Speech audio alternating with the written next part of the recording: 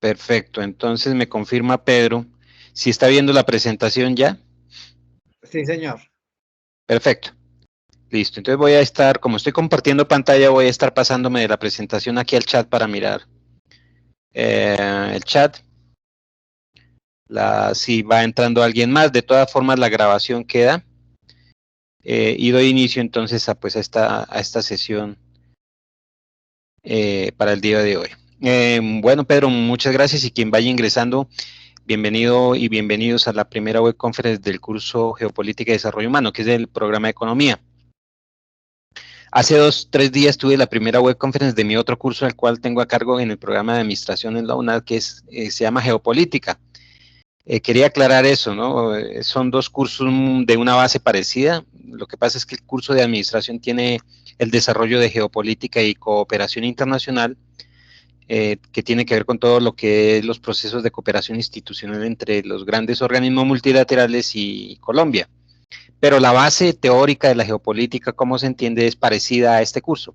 El Geopolítica y Desarrollo Humano del programa de Economía es la base, como lo digo, teórica, estos procesos de comprensión de los hitos geopolíticos actuales, más el entorno y, digamos, la temática del desarrollo humano, que también tiene que ver con los organismos multilaterales.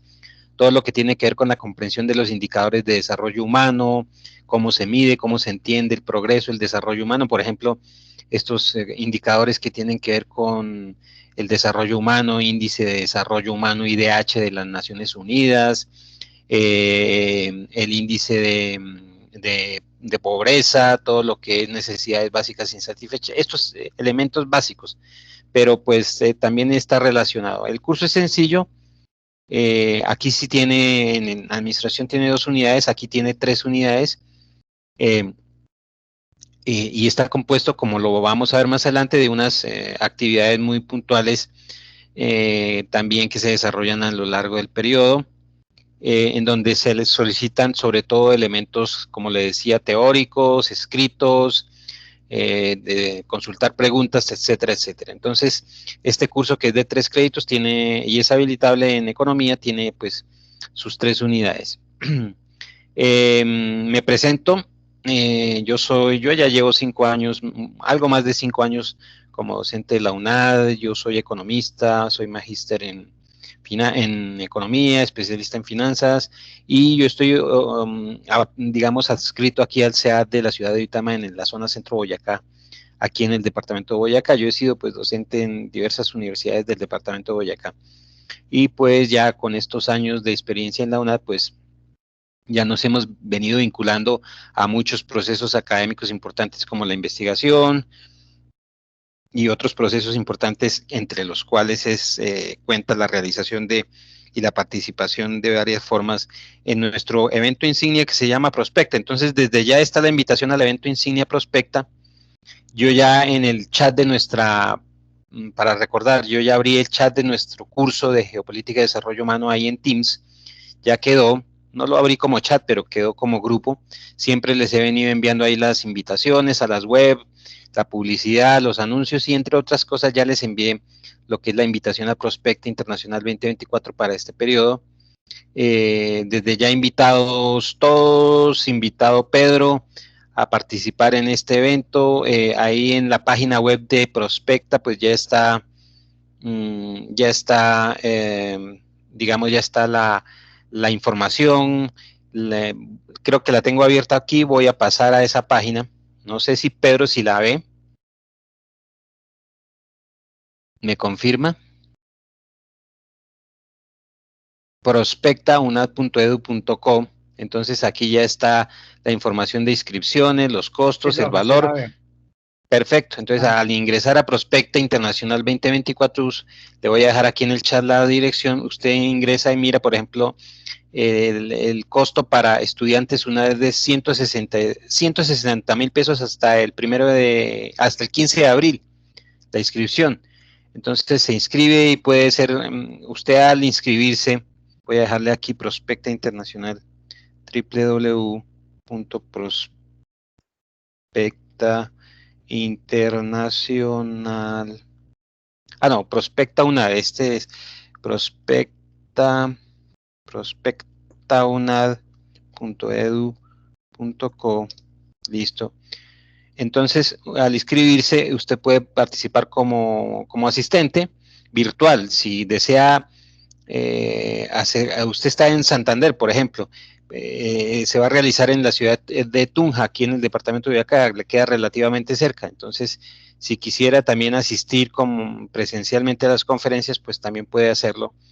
Pero es importante, es importante, perdón, que se asista a este tipo de eventos porque pues es capital curricular, se les da el certificado de asistencia, eso les sirve para su hoja de vida. No sobra tener ese tipo de certificaciones de asistencia a congresos internacionales en la hoja de vida para cuando ustedes ya sean profesionales. Entonces es importante, simplemente es una experiencia muy interesante, se conoce cómo es que se participa, se mira, se realiza, cómo es que funciona un evento internacional de este tipo. Y pues es internacional, los conferencistas son internacionales y nacionales. Los que están aquí en la UNAD como estudiantes en semilleros de investigación también van a participar, los docentes vamos a participar como ponentes, entonces cordialmente invitado Pedro, tener en cuenta esas fechas de inscripción, estar pendiente de la información en los próximos días. Entonces básicamente es eso en lo que hace respecto a Prospecta. Las actividades de esta reunión por hoy, bueno, voy a socializar la agenda, voy a hablar un poco de la actividad y posteriormente desarrollaré la temática, lo que tiene que ver con la actividad, vuelvo y digo, la ficha de lectura crítica, el tema de las hipótesis en esas fichas de lectura crítica, cómo comprender más o menos un proceso de lectura, porque en eso consta la actividad, de eso consiste la actividad. Las definiciones, paso directamente a hablar de las definiciones de geopolítica, los pensadores representantes, las 3 teorías básicas de la geopolítica o 4 teorías o principios de la geopolítica y los fines en términos generales para tener como una idea de en qué consiste el curso. Entonces, en la agenda del curso, pues tenemos la primera actividad intermedia, que es la tarea 2, realmente, que es conceptualización histórica de la geopolítica, que se tiene que presentar máximo el 24 de marzo. Entonces, ya estamos a primero, hay 22 días ya de plazo para entregarla, y la actividad consiste en que de manera individual cada integrante del grupo, de cada grupo selecciona un texto contenido en la unidad 1, van a seleccionar esos textos que están ahí en la guía, y se realiza sobre ese texto que se lea una ficha de lectura crítica. Ahí en la misma guía está la ficha de lectura crítica, la van llenando, la van diligenciando según lo que se vaya leyendo, y tener mucho cuidado con las preguntas que se hacen, porque esas preguntas tienen que ver con los elementos más representativos de lo que es una lectura. ¿Cuál es la idea central? ¿Qué quiso decir el autor? Digamos, qué hipótesis de lectura se puede establecer, cuál es el propósito del autor con esta lectura. En términos generales, todo lo que hace uno cuando uno lee un texto y acopia una información. Entonces, eso es una ficha de lectura crítica. Voy a hacer el CIPAS, el primer CIPAS sobre eso, 2 semanas antes de que culmine la actividad, para que tengan una idea. Les voy a dar un ejemplo. Un CIPAS es una reunión muy corta de 1 hora. Yo les voy a redirigir la invitación por los foros, voy a entrar al sistema y lo voy a programar para que les aparezca ya en su aula virtual. Entonces, el CIPAS va a contar sobre esta temática y cómo estructurar una lectura, cómo estructurar un escrito corto en la UNA, cómo es que en la universidad se estructuran escritos cortos, porque pues uno entra y mira en los foros y ya han hecho aportes, pero hay que tener en cuenta que se tiene que tener en cuenta pues que cuando se hace una lectura ya se vaya estructurando ese escrito con unos elementos, digamos, de forma, como con unos criterios de forma de cuando el hecho de uno escribir, pues, tiene que obedecer a unos criterios de forma de cómo presenta las ideas en el escrito. Así sean escritos cortos, como resúmenes, pequeños ensayos, digamos, un ejercicio que se hace en todo el ámbito académico universitario y aquí no es la excepción en la UNAD y se tiene que hacer. Y fuera de eso tienen que presentar un póster y es algo muy sencillo lo del póster. Lo del póster ya hablaremos más adelante. El póster informativo, ya vamos a hablar más adelante, vamos a ver si tengo aquí esa información del póster. Aquí la tengo. Un póster es en cualquier recurso, sobre todo visual. Pueden hacerlo en PowerPoint, pueden hacerlo en cualquier otro recurso. Vamos a ver qué dice aquí la guía de actividades. Dice, presentar un póster, el contenido, entonces, desarrollo humano, el contenido de la ficha de lectura crítica. Bueno, realizar un póster gráfico sobre geopolítica y desarrollo humano que permite identificar conceptos como geopolítica, etcétera. Entonces es esto, un póster es algo así como esto que se me presenta aquí, en donde cogen varias imágenes, es algo muy sencillo un póster, en donde las imágenes sean representativas, pero muy resumidas, que logren resumir por ejemplo, este póster es acerca de un autor, creo que es un sociólogo, un humanista, William James, y ahí, miren, por ejemplo, mire, Pedro, no sé si logra ver, pero pues es algo muy sencillo, con imágenes resume muy bien y con textos cortos resume muy bien cuál fue el aporte del autor.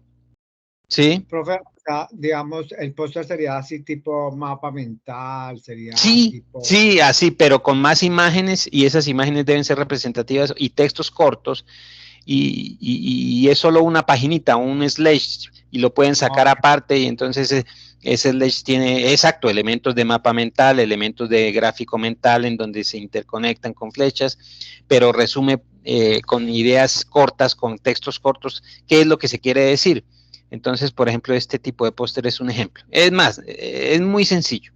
No es simplemente el mapa mental plano, porque un mapa mental solamente tiene cuadritos y flechas y intenta no meter mucho texto. En cambio, el póster es parecido a un mapa mental, como usted lo dice, pero tiene más imágenes, está un poco más recargado, tiene más cositas. Entonces es tener cuidado en que ni sea muy sencillo ni muy complejo, pero que resuma y vaya al punto.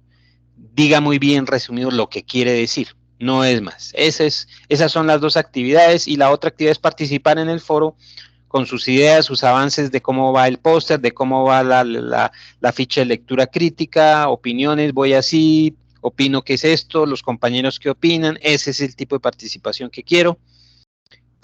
Preguntarme a mí a través del chat de Teams, yo doy mi teléfono generalmente y si tienen dudas me pueden escribir a mi chat de WhatsApp, profe, mire, habla con el estudiante tal de economía en la UNAD, de geopolítica, tengo esta duda, esto y esto. Eso yo no tengo problema desde que pues sea tiempo y pues digamos estar en plena retroalimentación para que digamos las cosas se puedan hacer a tiempo. Esa es la situación. Hablando de actividades, ya se hizo la primera actividad que fue el primer cuestionario en línea, que entre otras cosas les fue bien. Eh, les fue bien, solamente una sola persona no pudo lograr el puntaje mínimo, pero por muy poca diferencia, pero en general les fue bien a todos contestando ese pequeño cuestionario. Entonces, bien. Y aquí hay un ejemplo de ficha de lectura crítica. ¿Qué es la ficha de lectura crítica? Es un recurso didáctico que lo ha venido aplicando la UNAD en todos sus programas, aquí en la Escuela de Ciencias Administrativas, Contables, Económicas y de Negocios, ECACEN, principalmente el programa de Economía y Administración de Empresas aplica este esquema didáctico pedagógico que se llama ficha de lectura crítica. Este es un ejemplo de una ficha de lectura crítica que yo aplicaba hace unos años en otra materia, pero la esquemática es la que está aquí en la guía de actividades que tenemos para nuestra tarea 2. Es parecida, sino que es como un ejemplo, pero la base central de una ficha de lectura crítica es coger un inventario de términos, ¿sí? Y atento a esto, Pedro, es, digamos, lo que pregunte la ficha en uno de estos cuadros, cuándo fue publicado el artículo, quién es el autor y todo, pero la base central es que hay uno de los elementos que pide una ficha, cualquier ficha de lectura crítica como mínimo debe pedir lo siguiente. Por un lado, una columna de términos que usted en su lectura encuentra desconocidos. Entonces lee la lectura, lee la fuente y dice, hay 10 términos desconocidos que no entiendo. Busca su significado por diccionario. Y por otro lado, en otra columna encuentra los términos más técnicos. Entonces, en cuanto a geopolítica, usted puede encontrar también términos desconocidos en su lectura. Entonces, por ejemplo, términos de diccionario. Ambiguo es una palabra que generalmente no se le conoce el significado. Y encontró también una terminología propia del ámbito de la geopolítica, por ejemplo, dialéctica. Entonces, también le busca el significado a ese término que se llama dialéctica. Y entonces, con esos términos, 10, 5, 8 que encuentre tanto desconocidos como técnicos, usted puede comenzar a estructurar ya una línea de sucesos, como una línea de una hoja de ruta para comenzar a escribir. Y entonces usted puede comenzar a plantearse, dígame, Pedro. Ahí sí me estaba matando yo la cabeza con esa terminología propia. Sí, señor, dígame. ¿De dónde sale que uno no terminología propia? O sea, pensé que era de uno, ¿sí? Porque No, cuando dice propia, pues sí, es de sí. uno, no de la lectura. Entonces yo No, no, decía, bien, bien. ¿cómo hago yo para hacer una terminología propia que contraste con la Está bien usada que para me mí, pregunte. no es para Muy otro? bien. Perfecto, perfecto, Pedro. No, está bien. Entonces, por ejemplo, usted escogió el tema que escogió y le voy a poner el ejemplo que encontró, por ejemplo, dos términos que no conoce. Uno ambiguo y otro del diccionario ambiguo. O sea, digamos, en general ambiguo. Y para la temática de geopolítica, el término dialéctico. Entonces, son dos términos que están ahí en las lecturas que a veces uno no encuentra el significado. Entonces dice, a partir de esos términos, cuando ya les encuentra el significado, comienza a estructurar lo que usted va a escribir. Y entonces puede pasar a estructurar lo que se llama después preguntas problemáticas. No está no sé si en este formato esté lo de las preguntas problemáticas, pero es bueno hacerlo. Usted con el término ambiguo, por ejemplo, y con el término dialéctico puede decir, un ejemplo, puede plantearse la siguiente pregunta problemática. Por ejemplo, comillas, ¿es la geopolítica mundial actual y las relaciones entre los países y naciones un escenario ambiguo que genera una dialéctica de poder?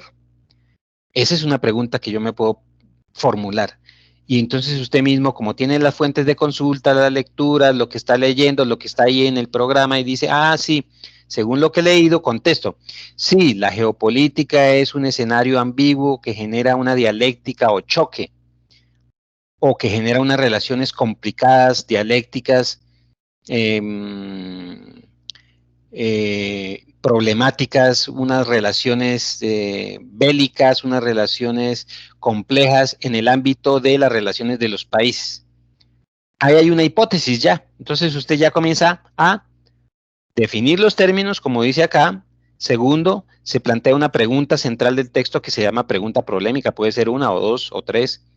Y luego sí se plantea la hipótesis así como lo acabo de hacer. Primero definen los términos. Luego con esos términos usted dice, bueno, son los términos que no conozco muy bien. Mira qué significan por diccionario, listo. Y ya cuando sabe el significado dice, entonces me voy a plantear una pregunta problemática o una pregunta de investigación o de consulta que surge por haber leído, por haber detentado los términos desconocidos. Y ahí sí, entonces usted mismo puede plantearse una respuesta tentativa. Y esa respuesta que usted mismo, al haber leído las fuentes, se plantea como tentativa, es realmente su hipótesis personal de lectura o de investigación, porque no hay sino un pasito de la lectura y de las hipótesis de lectura crítica en estas fichas hacia las hipótesis de investigación. Y esto le va a servir como recurso dialéctico didáctico para cuando ya entre a hacer su trabajo de grado y su proceso investigativo ya para graduarse, cuando entre a ver sus materias de investigación, para plantear sucesivos y futuros procesos de formulación de preguntas de investigación, de temas de investigación, de escenarios o líneas de investigación, porque la investigación surge por las preguntas que uno tiene sobre fenómenos. Es eso. Entonces es eso lo voy a hacer en el CIPAS, así más o menos con este estilo, para que todo lo de la ficha y de la tarea quede claro. Y es sencillo y bien que me haya preguntado que cómo era que se hacían las preguntas, los términos, que está bien porque ya más o menos le queda claro, ¿cierto? Sí, señor. Y Es una así, pregunta, más o menos. Sí, dígame. uno debe ver cualquiera de las lecturas o tiene que ser una de geopolítica y la otra de desarrollo humano. No, de las que están ahí planteadas en la guía, creo, En la dice, guía no hay ninguna. a ver, La de manera geopolítica individual.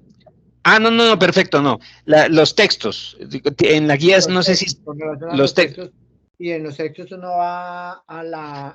escoge cualquiera de los textos, correcto, ¿sí? Ok, pero es que como ahí está uno que dice geopolítica y otro que dice desarrollo humano, entonces pensé que tocaba escoger uno de geopolítica y uno de desarrollo humano para hacer A la ver, lectura. permítame, Pedro, voy a entrar inmediatamente al aula virtual de nuestro curso y miramos y aclaramos de una vez eso. Eso no tiene problema. Para eso es esta reunión web, para eso, para aclarar puntos.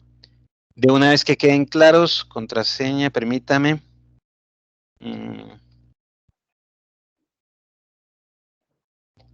Aclaramos esos puntos, entramos a nuestro curso. Aquí es nuestro administrador de aula, Geopolítica y Desarrollo Humano. Nos vamos al entorno de aprendizaje y entramos al foro de discusión unidad 1, tarea 2, conceptualización histórica de la geopolítica, y entramos. ¿Qué grupo es, Pedro? ¿Qué grupo es? Yo soy del 17. No, solamente son 11 grupitos. Espera, que es que... Es que yo lo reorganicé. Bueno, cualquiera, entremos a este, por ejemplo. Entonces, mire, dice, la actividad consiste de manera individual, cada integrante del grupo selecciona un texto de Soy la del unidad grupo 8. 1.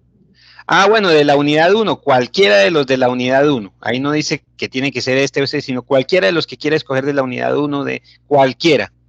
Listo, yo ¿Sí? soy del grupo 8. Listo. Eso, perfecto. Y realiza una ficha de lectura crítica de acuerdo con el texto seleccionado. Listo, entonces realiza la ficha, selecciona el texto, lo lee, realiza la ficha así como le estoy diciendo, y después realiza el póster. El póster sí es en grupo y todo es en grupo. De manera individual cada uno tiene que leer, pero el póster es en grupo y dice, la evidencia de trabajo grupal se entrega son participación del grupo en la construcción del póster. ¿Sí? Entonces todos para construir el póster eso es en grupo. Y en el entorno de evaluación debe adjuntar grupalmente el contenido que contenga el documento que contenga el desarrollo de la actividad grupal. Entonces el póster es grupal y cada uno va aportando su ficha de lectura crítica. ¿Sí? Entonces, eso es lo que se tiene que hacer. El contenido de la ficha de lectura crítica se encuentra en la guía, ya es el que hemos mirado. Eso es lo que se tiene que hacer. Aquí, pues ya, por ejemplo, ya se han venido anunciando en los foros, los estudiantes, pues espero que se le vaya dando como dinámica a eso. Entonces, no sé si hay, eso no es difícil de entender. ¿Listo, Pedro? Listo, sí, sino que como yo estaba, digamos, yo por lo general voy a Ah, la... ingresó No, ingresé a la, Alberto, al Alberto. contenido, la referencia Sí, sí, sí, bibliográfica. aquí estoy. ¿Me Qué escuchas? pena, Pedro, lo interrumpo. No, es que dándole bienvenida a ver, déjeme entender. Su nombre, su primer nombre es Alberto Carlos, ¿sí? Sí, Alberto Carlos Bracho Mendoza. Correcto. ¿Desde dónde genera la conexión, Alberto? Valledupar. Ah, ok, desde desde Valledupar, desde el departamento de la leyenda vallenata. ¿Estoy mal o? Yeah, así es. Desde el departamento del Festival Vallenato, correcto, Alberto Carlos. No sé si ya estaba escuchando lo que hemos venido diciendo de la ficha de lectura, de la tarea, pues, en qué consiste. Entonces, no sé qué tenga claro, Alberto, sobre la tarea que hay que hacer, cómo hay que entregarla. Yo ya lo he venido explicando.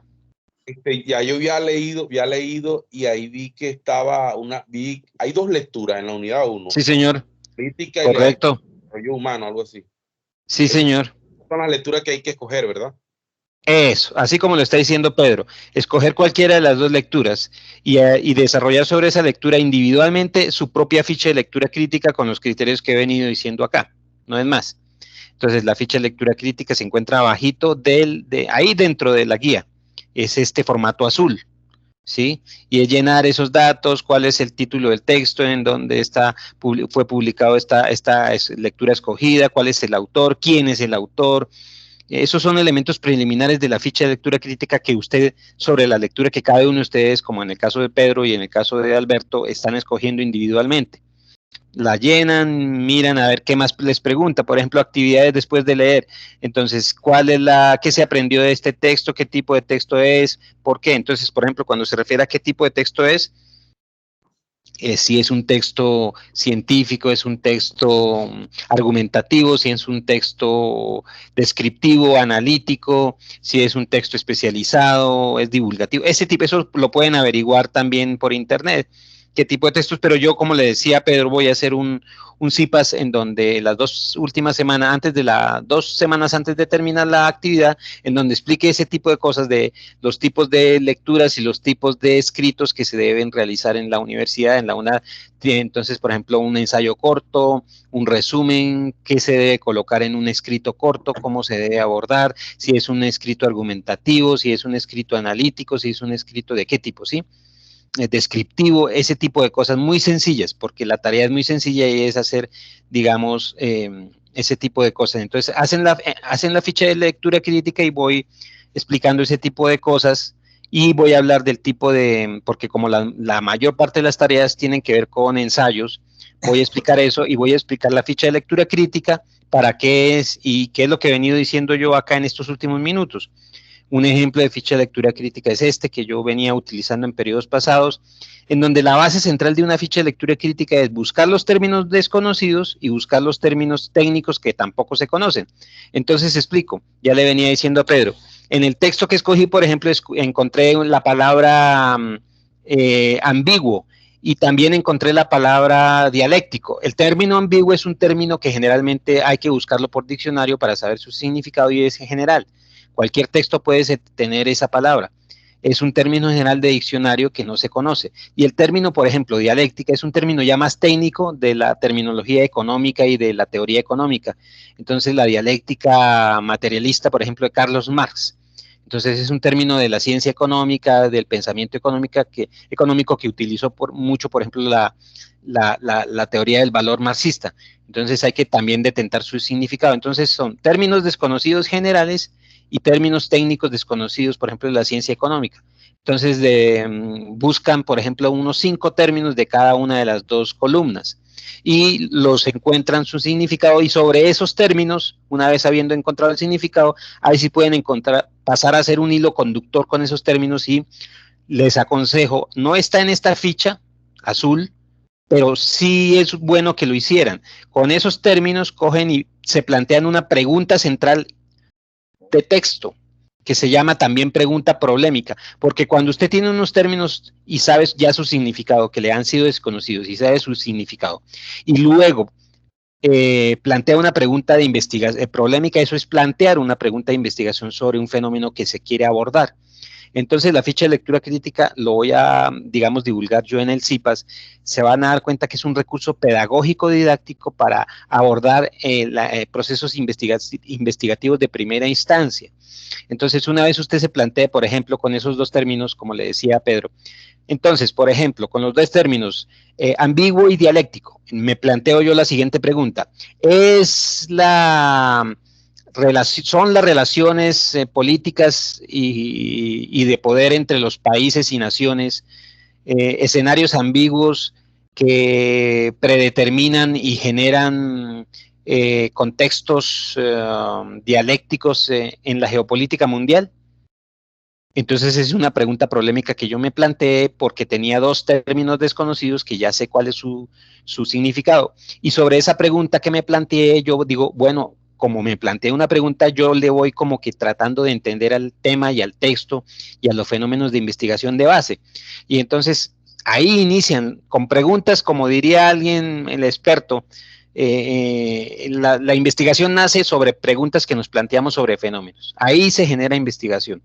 ¿Y para qué es la ficha de lectura crítica? Para hacer aproximaciones investigativas a nuestros procesos académicos, para cuando ustedes ya vayan a hacer su trabajo de grado, porque la investigación es una función sustantiva de todos estos procesos académicos en todos nuestros cursos en la UNAD, y es para eso.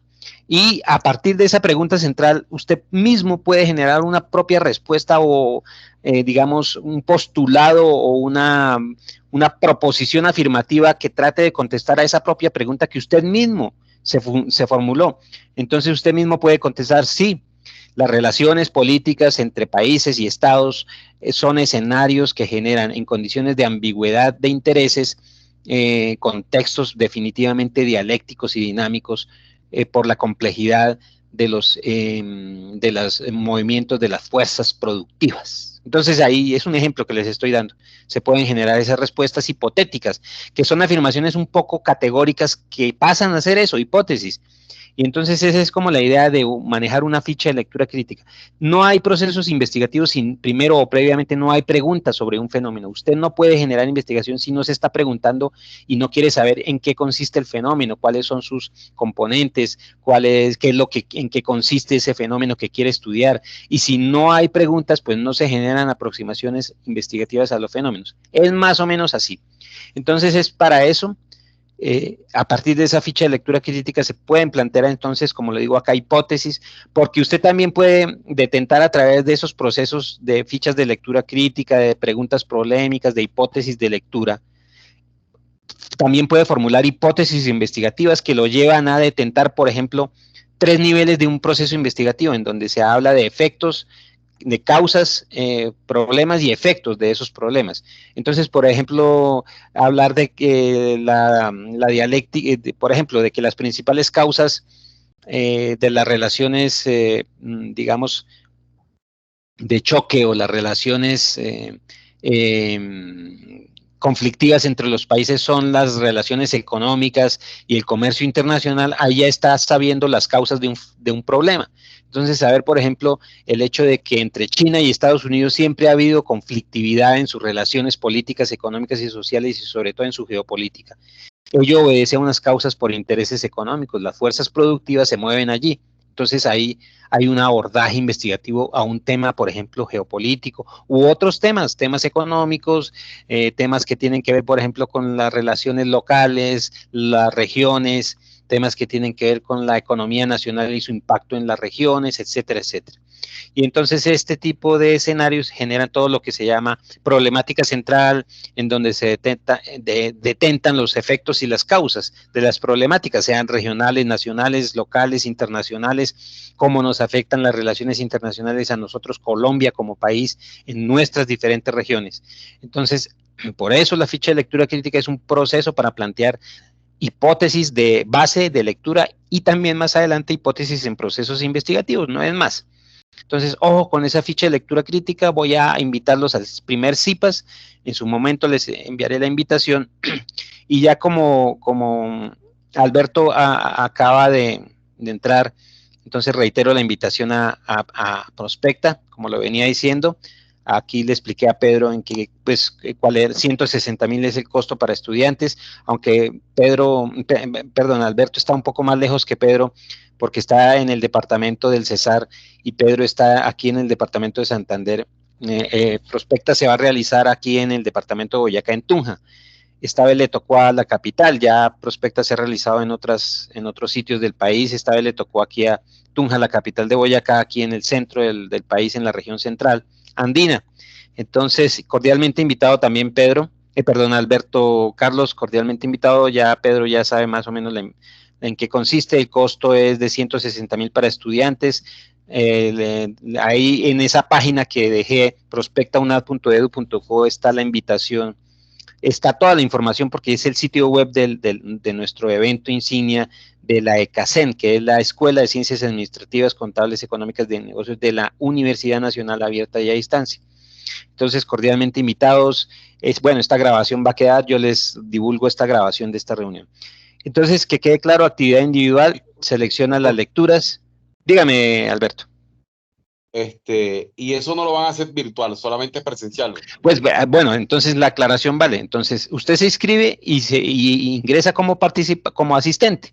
Asiste a las conferencias, lo mismo Pedro. Entonces Pedro y Alberto me dicen, no, profe, mire, yo me inscribí, ya tengo el recibo, me lo envían por el chat, puede ser por el chat de Teams, del equipo de Teams que abrimos, de nuestra materia, me envían un pantallazo de su inscripción, que ya pagaron, y fuera de eso, en los días del evento asisten a cualquiera de las conferencias que quieran, entran, la miran, hacen un resumen, o si quieren hacen un pequeño escrito, o un resumen o un pequeño escrito. Ahí está la diferencia entre los tipos de escrito, ¿no?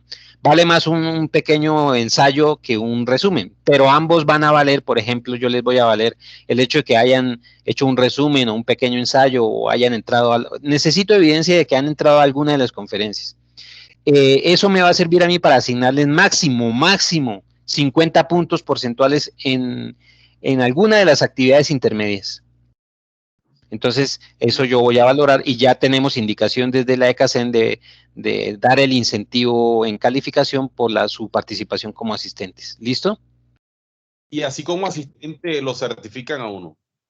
Sí, claro, pero por supuesto, tienen sí o sí que darle la certificación porque como asistente usted acumula un capital curricular. Yo lo hice en pregrado cuando era estudiante, asistí a cantidad de eventos de este tipo. En esa época pues la virtualidad no era muy fuerte, o no existía casi, porque yo soy de otra época, ustedes son más jóvenes, pero yo en mi época, como estudiante pregrado en mi facultad de economía, asistía a todos estos tipos de congresos, eventos nacionales e internacionales que realizaba. Bueno, yo soy egresado de la UPTC aquí en la ciudad de Tunja. Yo estoy generando esta reunión desde la ciudad de Duitama, desde el CEAD de Duitama de la UNAD. Entonces, definitivamente, yo asistía a cualquier tipo de eventos que supiera o que me generaran pues este tipo de certificados porque servían. Después, cuando inicié mi vida laboral, sí me sirvieron mucho porque yo los adjuntaba a mi hoja de vida, y cuando ingresé a trabajar en instituciones públicas, sobre todo porque yo inicié, digamos, mis primeros pinitos laborales fueron en instituciones públicas, siempre me tuvieron en cuenta todos estos certificados y sumaban puntos, y eso no sobra y es importante. Entonces, no sobra, es un beneficio. Entonces, desde ya invitados, 160,000 pesos antes del del 15 de abril, si no estoy mal, como les dije. Ya después del 15 de abril tiene un costo mayor. Ahí entran y miran en el sitio web. 160,000 es relativamente asequible, ¿no? Porque pues un congreso internacional en una universidad privada o en otros escenarios no se baja de 1,000,000 de pesos. Y aquí pues se les da certificado, y vamos a estar estudiantes, semilleristas, profesores, docentes participando también con nuestras ponencias. Pero lo importante pues obviamente son los invitados internacionales, que son bastantes y que vienen con sus interesantes propuestas. Entonces, eso Pregunta, sobre profe. prospecto. Dígame. Eso, ahí cuando uno se inscribe le dan la dirección y todo por si uno quiere asistir de forma Entonces, cuando ya presencial. se inscribe y cuando ustedes se inscriben, ya les va a llegar a su correo institucional toda la información, la programación, los días, cómo va a ser cada día la programación, los enlaces web de las salas, y los enlaces web de las salas y las conferencias, todo muy organizado, no va a haber problema. Todo muy organizado, entonces de modo que no se van a perder ni virtual. Ahora, si quieren ir a la ciudad de Tunja esos días, bueno, yo sé que les queda un poco lejos, en particular a Alberto, pero pues muchos, hay un estudiante de la otra materia de administración que es de uno de los CEAD de Cundinamarca, no recuerdo en qué municipio, y ella está cerca a Tunja, en Chocontá, y ella reside en Chocontá, y entonces me decía, no, yo sí voy a ir a Tunja, y me voy a escribir, voy a ir al menos un día a conferencias. Entonces, pues los que puedan, lo pueden hacer, y eso es una gran experiencia. Les sirve mucho y se conocen a sus docentes cara a cara. Eso es muy interesante. Entonces, pues pensar en eso y cordialmente invitados. ¿Listo? Vale, gracias. Listo, entonces Gracias. ya continuando, sí señor, continuando con la presentación, como les decía, la actividad colaborativa es el póster, es algo muy sencillo. Vuelvo nuevamente al póster que está aquí ejemplificado. Perdónenme, que vuelvo a la explicación. Es algo muy sencillo, es como un Sledge como lo dijo Pedro, tipo mapa mental, pero a diferencia de un mapa mental, el póster tiene más cositas, más imágenes, lecturas escogidas, ¿sí? Y de la temática y de las fuentes. Entonces es básicamente eso, un póster es, sí, como un mapa mental, pero con más contenido, más imágenes, más dibujitos, más cosas que se relacionan a lo que estamos, digamos, a la temática que estamos tratando. En este caso ahí les dice la ficha qué temática, pues en general los conceptos de geopolítica, ¿no? Aquí en este ejemplo, este póster habla sobre un sociólogo norteamericano, y es un ejemplo para que se den cuenta que escogieron, quien hizo este póster, cogió y puso unas imágenes resumidas, unos textos muy resumidos, muy representativos, no más, y las fuentes, y el aporte del señor, y más o menos un póster debe tener esta estructura, una introducción, una metodología, unos resultados, unas conclusiones, pero muy rápidas y muy ágiles. No es tampoco tan recargado de información. Es eso. Bueno, ahora sí pasando al desarrollo de la temática, entonces no confundirse con este tema de la geopolítica. En economía, yo en mi pregrado vi materias que tenían que ver con estos temas transversales de la situación económica y política mundial. Tenían otros nombres, por ejemplo, materias como historia económica latinoamericana, problemas económicos contemporáneos latinoamericanos o mundiales. Es así, ya aquí, ya digamos, en estos nuevos pensum en todas las facultades de economía del país, los cursos abordan la geopolítica, y la UNAD no es la excepción, Y entonces esta materia geopolítica y desarrollo humano se centra primero en los aspectos básicos de la geopolítica contemporánea y ya en la segunda y tercera web hablaremos de los aspectos básicos de lo que es el desarrollo humano como problemática mundial actual, planteando todas las problemáticas mundiales contemporáneas, como por ejemplo todo lo que tiene que ver con problemas sociales contemporáneos, el cambio climático, las migraciones, los conflictos de baja intensidad, todos los conflictos dialécticos, como diría Marx, porque hablo del término dialéctico porque es un término que hace referencia a lo que en su momento Marx, como filósofo de la economía política, abordó. Entonces Marx hablaba de la relación, pues, no es un concepto muy actual, pero la teoría económica lo aborda. O sea, la dialéctica es un término que está presente, porque es que la dialéctica hegeliana y la dialéctica, digamos, en la metodología y epistemología aborda, incluso desde la época de los filósofos clásicos. Se hablaba de la tesis, de la antítesis y de la síntesis. Entonces, la dialéctica como tal sí es un método de pensamiento en donde se abordan los temas y los fenoménicas desde el punto de vista de los contrarios, de los opuestos, para llegar a unas conclusiones. Y sí, algo de eso tiene el proceso de conocimiento. Entonces, yo puedo hablar de que los intereses de la clase obrera, como lo abordaba Marx en su visión de la crítica del capitalismo, la clase obrera tiene unos intereses y la clase capitalista y propietarios tienen otros intereses. Hoy en día no es tanto así, ya no hablamos de eso, pero sí podemos hablar que, por ejemplo, en las relaciones de comercio internacional entre los países hay unos intereses relativamente contrarios y dialécticos. Entonces, cuando Estados Unidos y China se enfrentan por digamos, por los procesos de competitividad en el mercado mundial, en la oferta mundial, en los mercados internacionales, hay procesos dialécticos. Entonces, cuando China, por ejemplo, adoptó estos esquemas de competitividad y de precio a nivel mundial con tasas de cambio devaluadas, con procesos de aplicación de dumping o de precios por debajo de la competencia, para ganar nichos de mercado y ser más competitivo, y eso lo hizo por muchos años, 20, 30 años, y por ello también en parte China se consolidó como potencia comercial a nivel mundial. Esto le hacía frente a lo que era la competencia norteamericana, y entonces había un proceso de contrarios ahí, China versus Estados Unidos y Europa. Eso era un proceso de contrarios. Entonces hay relaciones dialécticas ahí a nivel mundial, a nivel de la geopolítica mundial, y hay unos intereses, y actualmente ustedes se han dado cuenta por las noticias que los intereses de China y los intereses de Estados Unidos a nivel del comercio mundial se enfrentan. Entonces hay dialéctica, sí, pero no es el único término que van a encontrar en geopolítica y en economía cuando se habla de las relaciones de comercio internacional. Entonces, la geopolítica actualmente aborda estos temas del comercio mundial, la globalización, las problemáticas, porque, por ejemplo, una cosa son los intereses de las grandes multinacionales del comercio mundial y otra cosa son los intereses de las comunidades regionales. Entonces, las comunidades regionales siempre cuidan sus fuentes hídricas, sus nichos naturales, sus pequeños ecosistemas, en donde se le genera allá en nuestras regiones, por ejemplo, en Colombia, en nuestros países latinoamericanos, hay todavía territorios naturales en donde los recursos naturales están intocados y ello va en contraposición de los intereses de las grandes multinacionales en alguna medida y el hecho de que eso sea así, entonces ello implica que las comunidades regionales en todo el orbe regional estén siempre atentos a velar por sus propios intereses. El problema de las consultas populares por evitar que una empresa minera se instale, por ejemplo, en una región de un litoral, de una ribera o de un litoral o de una cuenca hidrográfica importante en la costa pacífica, en la costa atlántica, en Colombia, o en los llanos orientales o en la altillanura.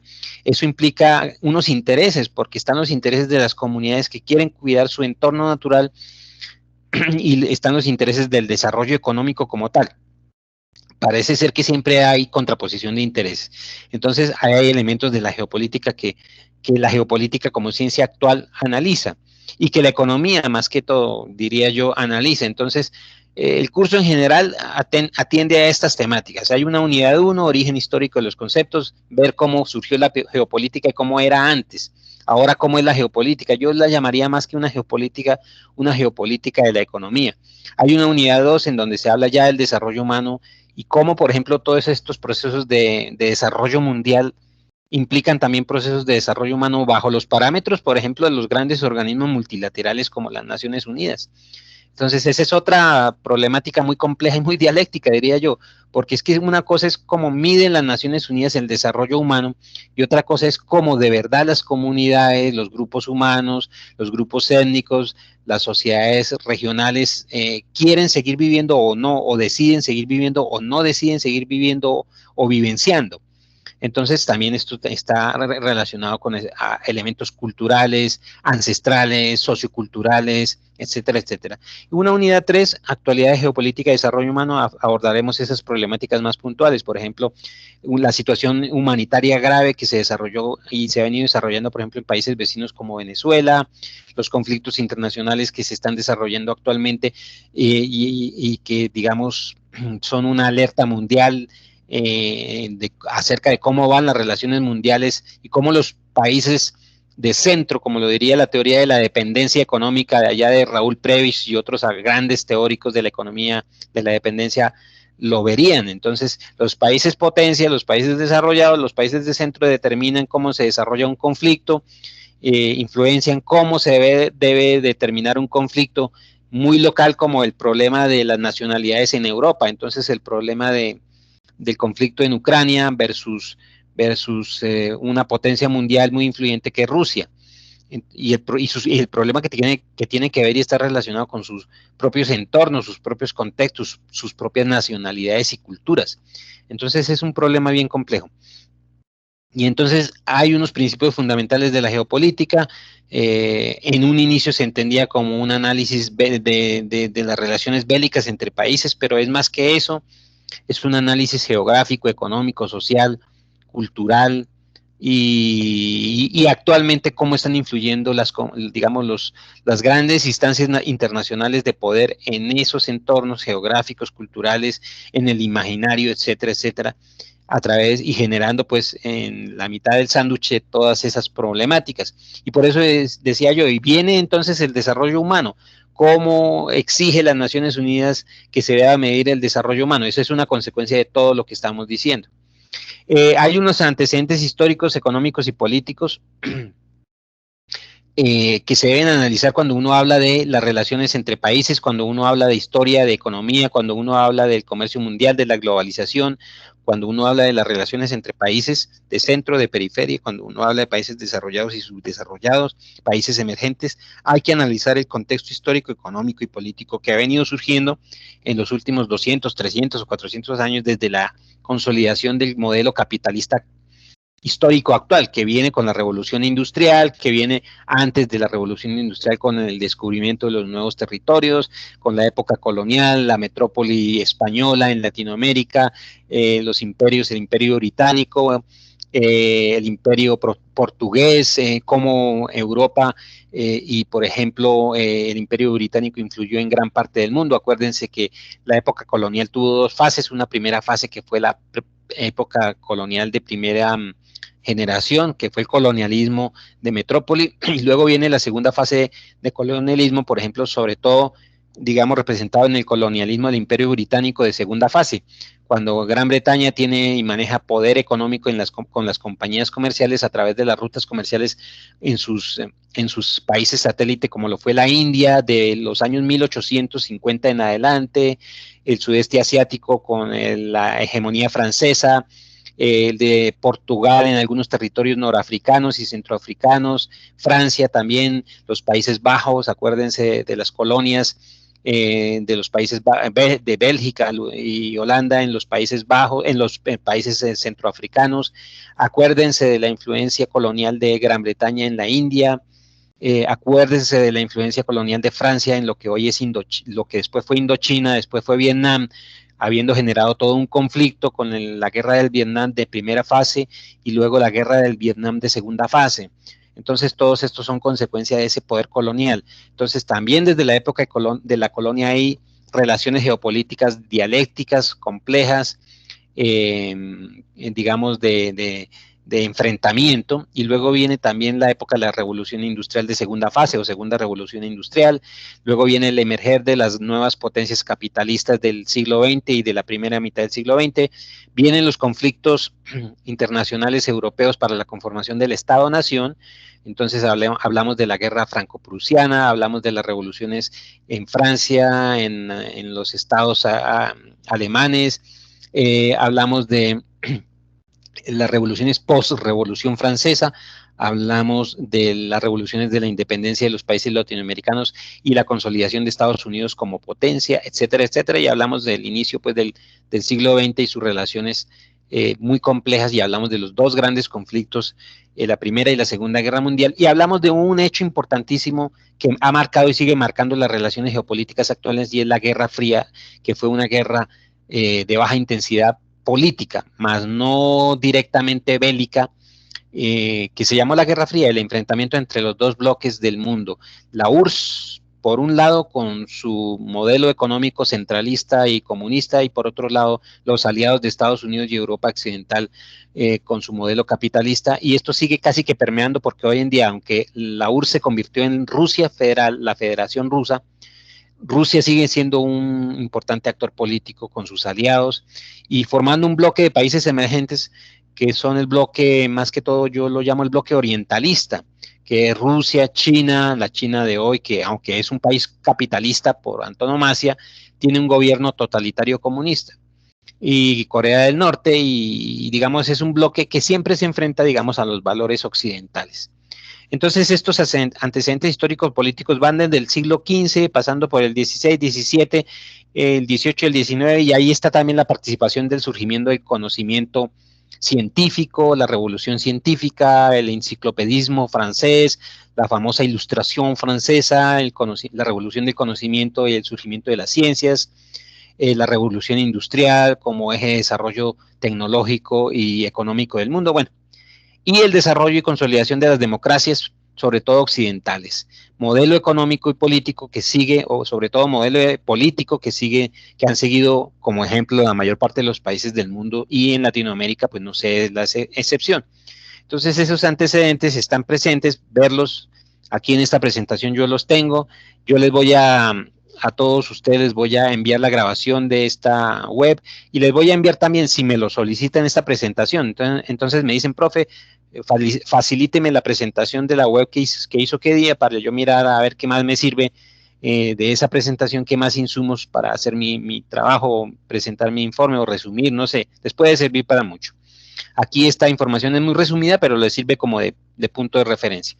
Entonces, tener en cuenta la historia económica y sus desarrollos en los últimos años, siglos, para tener presente cómo es que se desarrolla la geopolítica. Hoy en día, la geopolítica, pues es esa geopolítica de la multipolaridad, porque en la Guerra Fría fue la geopolítica de la bipolaridad, como lo decía, el enfrentamiento entre la antigua URSS, Unión de Repúblicas Socialistas Soviéticas, y el enfrentamiento de esa comunidad frente al mundo occidental representado por los aliados de Estados Unidos y Gran Bretaña y Europa Occidental.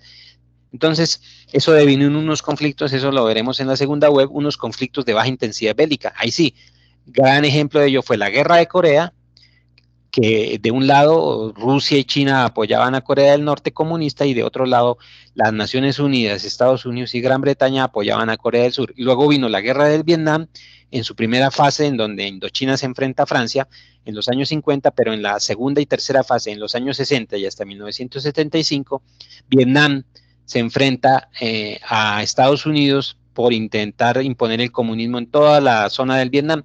Terminó ganando, como lo saben ustedes, Vietnam del Norte, imponiendo el sistema comunista en todo lo que es el país de Vietnam, y esa guerra pues dejó sus consecuencias y fue muy característica y muy icónica, un hito icónico de la geopolítica en los años 70 del siglo pasado. Y luego vienen los otros conflictos de baja intensidad en donde han estado involucrados las grandes potencias. Entonces Israel con el problema del Medio Oriente, los países árabes, Egipto, la Franja de Gaza, como lo saben ustedes, ahorita pues ha llegado a su máximo grado de expresión este conflicto. Tenemos Ucrania perfectamente, pero también están otros países del Medio Oriente, la pasada guerra la pasada guerra, en los años 80, los constantes conflictos en Beirut,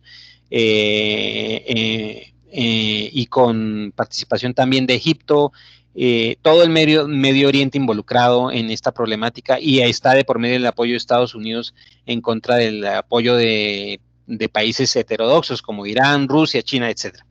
Y los países que han desarrollado conflictos de baja intensidad, como los conflictos en Centroamérica, la guerra en El Salvador, la guerra en Nicaragua, la guerra en Honduras, Guatemala, las guerras de baja intensidad, aquí el conflicto y la situación con los grupos irregulares en Colombia, en Perú, en general, ¿no?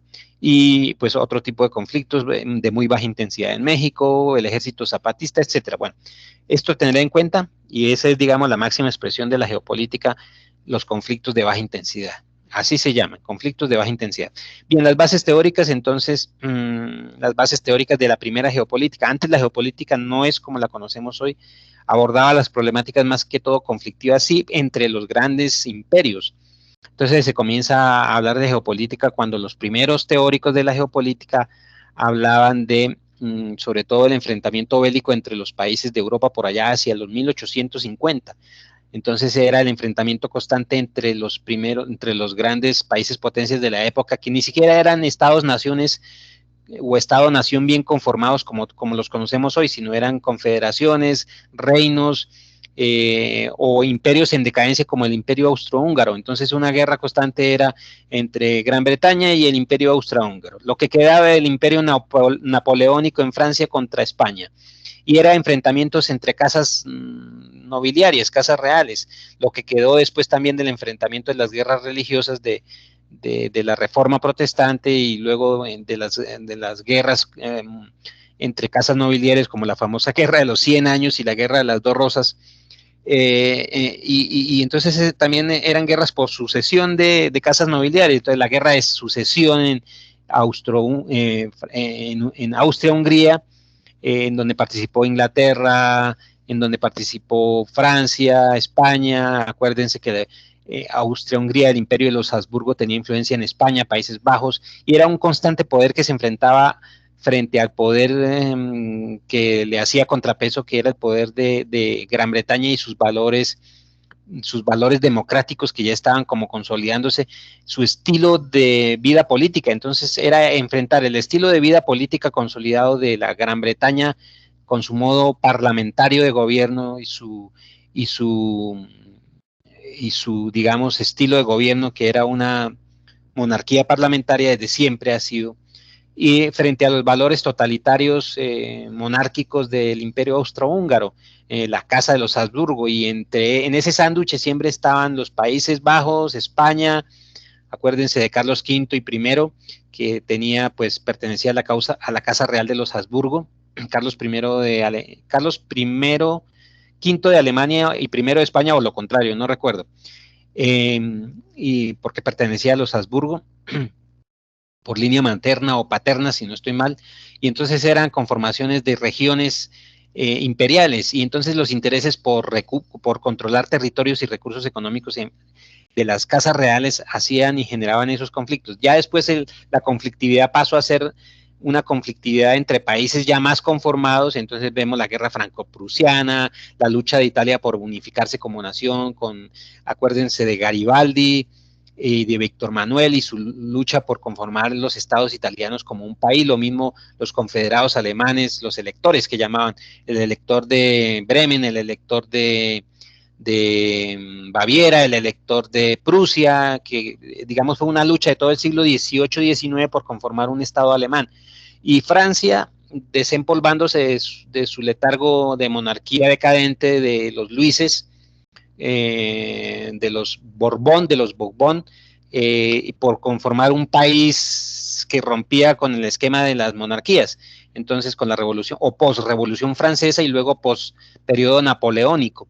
Y luego vienen pues las revoluciones como tal en toda Europa. Entonces, bueno, Gran Bretaña ya había consolidado su sistema parlamentario después de la gran revolución británica de los años 1600, en donde, como les digo yo siempre a ustedes, el gran progreso de la humanidad es el modelo democrático y y el progreso de la humanidad es lo que surgió a través de las luchas democráticas, y es, uno, los derechos civiles y los derechos humanos, y por otro lado, los derechos individuales a través de la Revolución Británica, consolidados en lo que hoy se conoce como el habeas corpus. Entonces, todo el sistema democrático que tiene base en el habeas corpus y la Carta Magna Británica, que ya venía consolidándose desde la Edad Media, desde la época de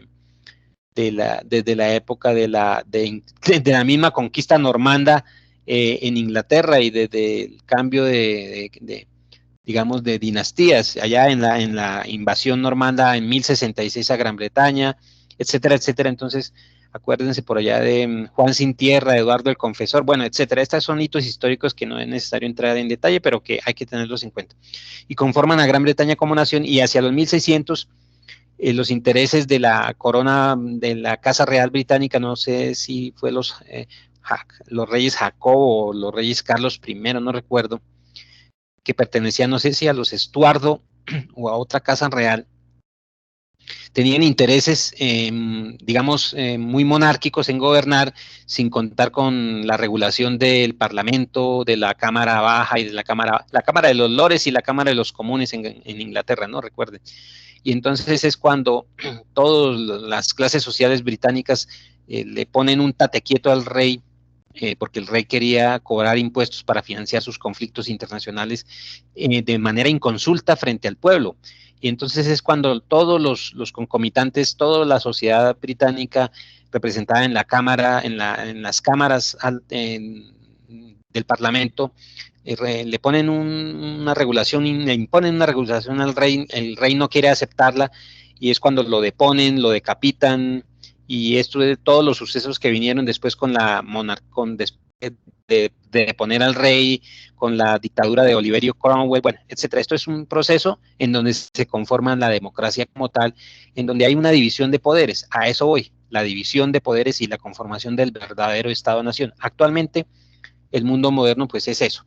Las bases teóricas, pues, comenzaron a analizar, digamos, la conflictividad entre países, entre Estado-nación, entre imperios. Ya hacia los 1800 ya se comenzaban a vislumbrar esos Estados-nación como tal.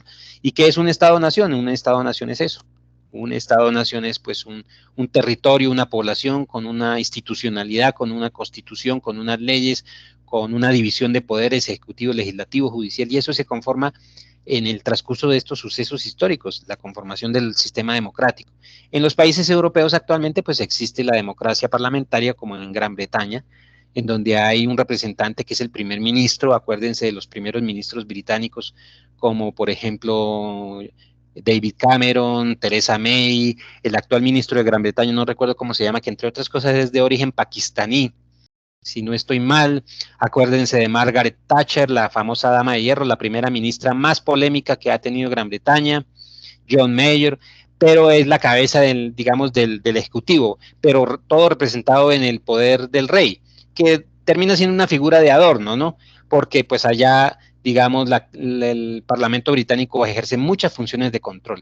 En España es parecido, ¿no? Entonces hay un rey que representa representativamente, por decirlo de alguna manera, el gobierno, pero hay un jefe de gobierno, el jefe de gobierno español, en este caso el actual jefe de gobierno, presidente de gobierno español, y los otros presidentes de gobierno que han tenido, y el Parlamento español, o el Parlamento español con sus correspondientes niveles de representatividad, que representan, por ejemplo, a los territorios relativamente independientes. Eso tiene un término en España, que son las pequeñas nacionalidades, si no estoy mal, los territorios autónomos llaman ellos, y los no autónomos, y los más centralizados. Bueno, en Francia pues es una república con un presidente, Alemania igualmente, ya las monarquías no priman mucho, los países escandinavos aún mantienen monarquías, pero los parlamentos de esos países son importantes, y es esa división de poderes la que permite la autorregulación de los gobiernos con sus, digamos, formas democráticas, con una constitución política bien establecida, unas instituciones, unas relaciones internacionales, etcétera. Latinoamérica y Colombia pues no son la excepción. Entonces, las bases teóricas, nos referimos a Retzel, simplemente para que tengan en cuenta que fue uno de los primeros aportantes a cómo se veía la geopolítica. Era alemán. Los primeros geopolíticos son casi todos alemanes. Ellos hablan de los conflictos de los estados, son los primeros que comienzan a hablar del Estado-Nación, cómo funcionan los Estados-Nación, qué componentes tiene y por qué son conflictivos y cuáles son, digamos, los componentes de poder de esos estados. Entonces Russell, Yellen, que es sueco, también habla en términos parecidos. No son muy académicos, son apenas filósofos de la geopolítica, como lo fue, por ejemplo, Adam Smith, David Ricardo en su época en la economía, ¿no?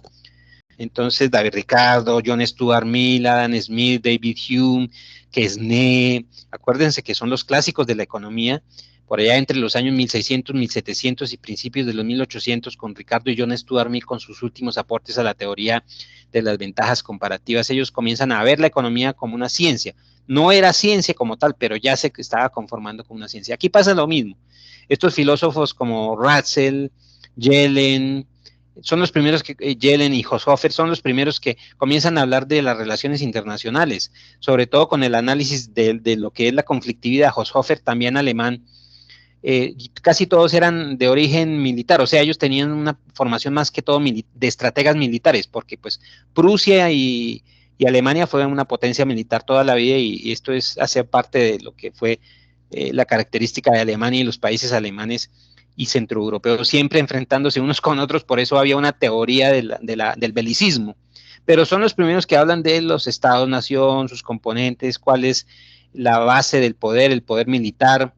Entonces estos tres señores, para que tengan en cuenta, son los primeros que no eran muy académicos. Ya Mackinder en Gran Bretaña comienza a ser más académico, como cuando los neoclásicos y como cuando Keynes es académico en economía, aquí pasa algo parecido. Entonces Mackinder, que es británico, ya comienza a formalizar más la disciplina de la geopolítica, hablando ya de, digamos, en términos de lo que es el Estado-Nación y sus propios intereses. Y él comienza a hablar de la idea de los poderes terrestres, marítimos, navales, etcétera, en las relaciones bélicas de los países. Pero aún así no era muy formal la disciplina. Mahan, que ya era norteamericano, también no es muy formal, pero es de los primeros que comienza a formalizar académicamente la disciplina de la geopolítica, junto con Spingman, que era un hombre de los Países Bajos, holandés, que comienza también a detentar la teoría de los bloques geopolíticos, como hoy se enfrenta la economía en bloques, o se entiende la economía en bloques de poder económico. Entonces el Mercosur, el bloque Asia-Pacífico, etcétera, el mercado común europeo. En esa época ya se comienza a hablar a través de Spingman de estos escenarios. Y se habló, entonces se resumía todo en esa época con las teorías del dominio mundial, teoría del poder terrestre, teoría del poder naval y teoría del poder aéreo. Esto hoy en día es relativamente contextual. Es cierto, Rusia con el conflicto con Ucrania tiene el poder, porque tiene el poder terrestre, el poder aéreo y sobre todo el poder terrestre y aéreo. País que tenga poder aéreo y terrestre en una zona como Europa, pues tiene la ventaja, porque obviamente si tiene fuerzas fuertes de infantería y una importante fuerza aérea, carros de combate, etcétera, pues en los conflictos va a ganar. Pero no ha podido ganar plenamente porque pues Ucrania tiene también un apoyo por debajo de la cuerda de insumos bélicos importantes de Europa. Entonces Europa llama a la paz y por debajo de la cuerda manda armamento. Y entonces Rusia le responde pues mandando, bombardeando con su poder de última generación, porque no era lo mismo el poder de aviones de la aviación rusa o soviética y de los carros de combate soviéticos de la época de los 80 y 90 y 70 al poder que tiene hoy, el poderío armamentista que tiene Rusia, con estos aviones Sukhoi de última generación, con estos últimos carros de combate.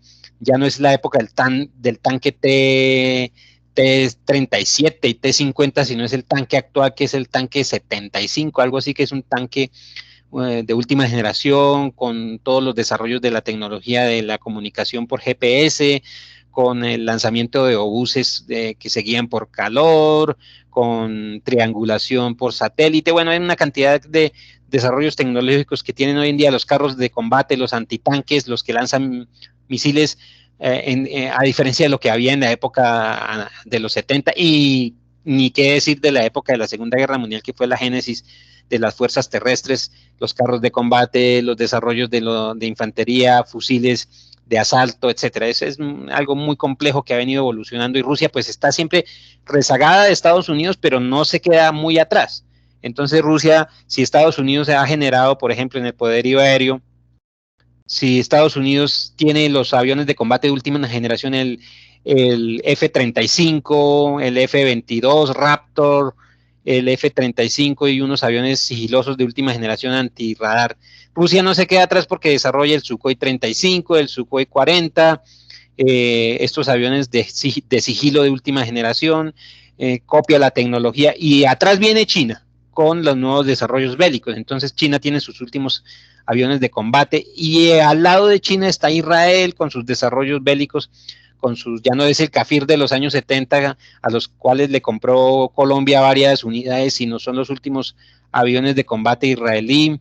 Y Europa sigue con el Eurofighter y otros desarrollos bélicos aéreos. Bueno, y no solo lo que es el poder aéreo, es el poder terrestre, como lo decía, con armamento de tierra, antitanques, con carros de combate, con fusiles de asalto de última generación, de triangulación por calor, por GPS. Eso ya no es la guerra de los años 80 y 90, ¿no? Esto ha cambiado mucho, y entonces ahí sí es válida la teoría del poder naval, del poder terrestre y del poder aéreo. Poder aéreo, y obviamente pues ni qué decir del poder naval, porque Rusia y China ya generan sus propios barcos acorazados y portaaviones, haciéndole contrapeso pues a Estados Unidos y Gran Bretaña.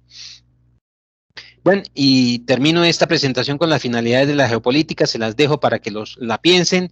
No piensen la geopolítica en términos bélicos solamente, sino, como lo voy a hablar en la segunda web conference, en términos de lo que es la dialéctica de las naciones, pero en términos del comercio mundial y la globalización.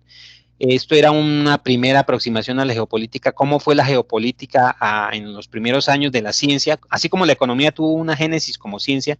Acuérdense de los clásicos, acuérdense de, no sé si Pedro y Alberto se acuerdan por sus materias de pensamiento económico, los clásicos de la economía, los neoclásicos con Marshall. Entonces tenemos la teoría, la microeconomía tiene su génesis en los neoclásicos. Entonces tenemos a Marshall, tenemos a los grandes aportantes de la escuela austriaca, entonces von Bauer, von Wieser, tenemos a todos estos aportantes de la escuela francesa, Hebons, y luego viene el aporte de Keynes, luego viene el desarrollo de la teoría clásica como tal, luego viene el keynesianismo en toda su corriente y vertiente, luego viene la contraposición monetarista, etcétera, etcétera. Así mismo pasa en la geopolítica. Entonces, en términos generales, esto era lo que les quería como expresar. No sé si Alberto y Pedro tengan alguna inquietud, duda, no sé, algún comentario.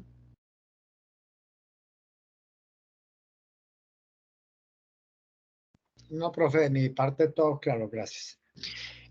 Muchas gracias. Dígame, Alberto. Todo claro también.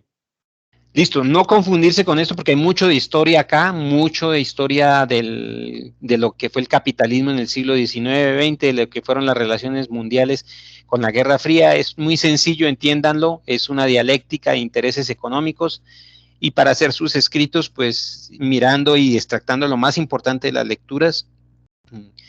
Cualquier duda me preguntan, me consultan.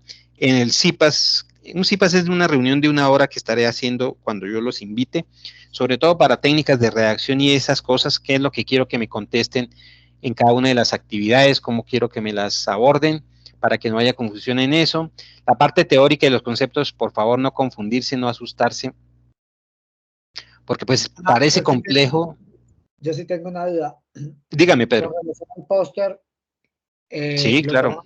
Lo aborda uno con relación a la lectura que uno hace, ¿verdad? El póster sí, ya cojan varios elementos que vayan encontrando tanto en fuentes que ustedes consulten ahí en el curso como en otras fuentes, y todo lo que tiene que ver acerca de la geopolítica en general. Entonces pueden hacer por ejemplo, se me ocurre, pueden hacer un resumen de cómo vino evolucionando la geopolítica, así como yo les he presentado en esta presentación, que primero fue una geopolítica de unos teóricos y que ahora habla de la Guerra Fría, que después habla de las relaciones de globalización, cómo afecta la globalización, como dice Pedro, como un cuadro conceptual de evolutivo de cómo ha sido la geopolítica y qué más temas muestra desde sus inicios hasta hoy, pero muy breve y muy ágil. Por ejemplo, ¿no? Se me ocurre a mí, no sé. Entonces pueden abordarlo así. Listo. Pero muy breve. Y ese sí, exacto, ese póster es entre todos y cada uno de los integrantes del grupo. Entonces, el grupo al que pertenece Alberto, ¿qué grupo es, perdón?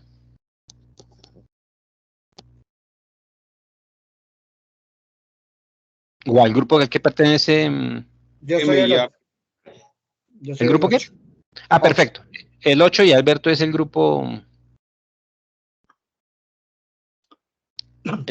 ¿El grupo qué, Alberto? Déjeme, ya le confirmo. Bueno, sí, entonces cualquiera, no, era por dar un ejemplo. Entonces se reúnen los del grupo y dicen, bueno, vamos a hacer el póster de tal manera.